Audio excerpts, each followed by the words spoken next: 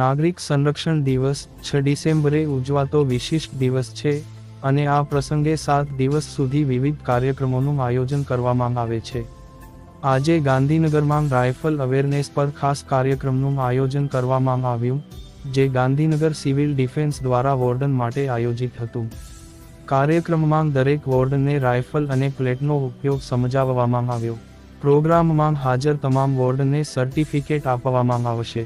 આ કાર્યક્રમ કર્મવીર avenue support academy, Gandhinagar ખાતે યોજાયો હતો, જેમાં નાગરિક સુરક્ષા દળ, કર્મવીર ફાઉન્ડેશન અને વનશ્રી ટ્રસ્ટના સહયોગથી સર્ટિફિકેટ વિતરણ કરવામાં આવ્યું.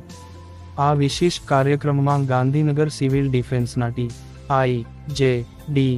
Solanki, deputy secretary Chaitanya Nimavat, in charge chief warden Anjanaben Nimavat, CD Jayesh Parmar, Gajendrasinh Barad, Mahavirsinh Nimavat, Jigar Chaudhary, Laxmiben Chaudhary, Ramkrishna Pandit અને કેતનભાઈ પટેલ હાજર રહ્યા હતા અને કાર્યક્રમને સફળ બનાવવામાં મદદરૂપ બન્યા. આ કાર્યક્રમની મુખ્ય નોંધપાત્ર બાબત એ છે કે આ પ્રકારની તાલીમ સાથે વોર્ડનને જરૂરી જ્ઞાન પ્રાપ્ત થાય છે, જે આપત્તિ સમયે નાગરિકોને રક્ષણ આપવાના પ્રયાસમાં મહત્વપૂર્ણ બનશે. Bureau report Jayesh Parmar, Gandhinagar.